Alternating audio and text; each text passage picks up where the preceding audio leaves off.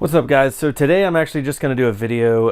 It's actually going to be a quick video kind of talking about some changes that Walt Disney is making and some things, some of the things they're doing I'm just not 100% happy with, and I kind of want to know what you guys think about it too.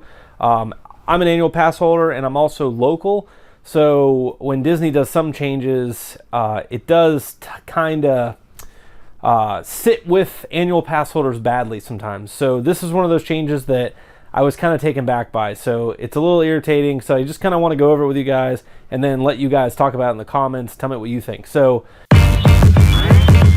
damn.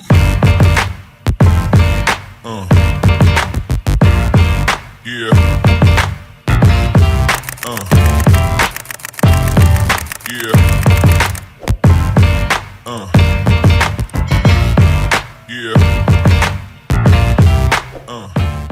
Recently, Rise of the Resistance, which is like a crazy, huge, successful ride at Disney. Everybody wants to get on it. It's very hard to get on. I've done videos on how to get low boarding groups in the boarding group system. So we've gotten boarding group 1, 2, 3, 4. I've been on it a bunch of times, and I've been able to successfully get boarding groups very low and very good. Actually, if you look at the pictures right here, right behind me hanging up, those were pictures taken from boarding groups 3 and boarding groups 4, which we got.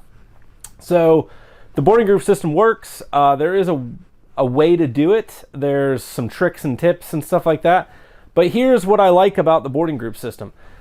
You had to be in the park. So it gave everybody the same shot. Whether you were an annual pass holder, whether you were a single day ticket person, whether you were staying at a resort, whether you were homeless and just found a Disney ticket, if you could get to that park by opening, which was 10 o'clock, everybody had the same chance to get into a boarding group. I love that. That's how it should be. Everybody's paying the same money. As an annual pass holder, I pay a lot of money to go to that park. As a resort guest, they pay a lot of money to go to that park. As single day ticket people, they pay a lot of money to go to that park. Everybody should have the same shot at it.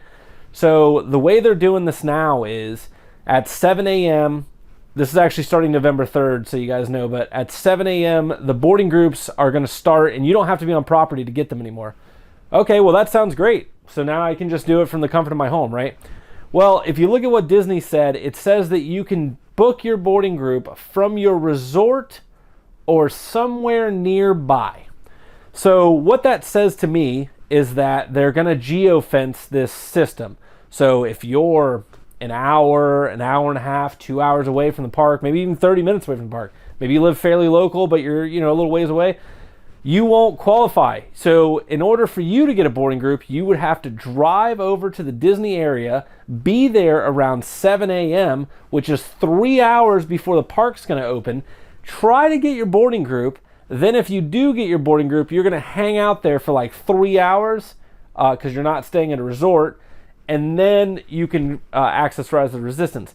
Now, I will say that they are doing another set of boarding groups at 2 o'clock. So at 2 o'clock, while you're in the park, you could get another boarding group. That is possible, but those numbers are lower, and I don't understand why they would put something into place that prohibits certain people from being able to access their ride.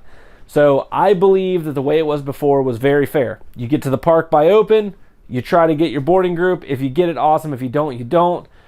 But to allow resort guests basically a one-up on everybody else really isn't fair for anybody. So as a resort guest, let's just say 7 o'clock rolls around, you get online and you make your boarding group. 7 o'clock, boom, you got a good boarding group, you're in, right? Yeah, then you decide that you're going to have yourself a couple of mimosas at 8 o'clock and you don't make it to the park. Well, now you've just taken somebody's chances away that could have possibly rode that ride that were already in the park. So that's why I really like the fact that before the system was if you were in the park, then you could get a boarding group because you actually had to be there. It wasn't like you could be, out somewhere. You could be in, with geofencing, it's not like you can be in Miami, make a boarding group and then, miss it. But still, I just don't like the way this is. Like I said, this allows people to make boarding groups, take a boarding group away from somebody, and then possibly not show up for that boarding group. It's just not fair. It should be changed. I don't really like the way that they're doing this. But not for nothing, in the recent few months, I think that they have really played against annual pass holders. I mean, currently Disney is not selling annual passes, which is insane to me, because Universal, SeaWorld, all these other places are doing really good deals for annual pass holders to try to get them into the parks because they know how valuable annual pass holders are. Disney decided that we weren't as valuable, I guess, as everybody else thinks we are. So the other thing that I didn't really like that Disney did with annual pass holders is they expect annual pass holders to pay the exact same money that they were paying before the COVID pandemic, but they've cut everything. So you can't park hop anymore.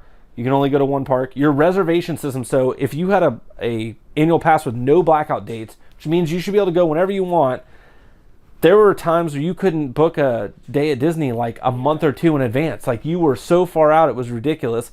So how is that fair to an annual pass holder to not be able to access that kind of stuff? It's just not right. So those are things that I think Disney's going to have to look at, and when they're doing the rides and stuff like that, it's not fair to annual pass holders the way they're doing stuff. So that's one thing. Hopefully you guys will leave me some comments and tell me what you think. Do you think the new Rise of the Resistance system is going to be fair? I think it's going to be fair for possibly resort guests, but for annual pass holders and single day ticket people not staying at a Disney resort for some crazy astronomical amount of money, it's not really going to be fair to them. And I liked the system before because it was fair for everybody. Everybody had to get to that park, and no matter if you were whoever you were, as long as you were in the park, you had a fair shot at it, and that's how it should be. Everybody should have a fair shot to experience these rides, experience these things, and Disney's trying to take that away from certain people. So let me know what you guys think in the comments. If you like this video, please hit the like and subscribe button for me. It really helps me out. So be sure to check out some of my other videos, guys. I do a lot of theme park content, SeaWorld, Universal, Busch Gardens. We covered all the Halloween events, stuff like that. So be sure to check out some of my other stuff, and make sure you hit that bell notification so you get any notifications for all the new stuff that I do. So that's all I got for today. So hopefully in the near future, we'll see something different from Disney, because if this is the way they're going to do things, I mean, let's be honest, that's kind of ridiculous. Are you listening? Damn.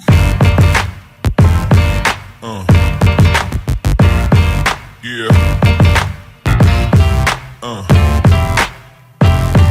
Yeah.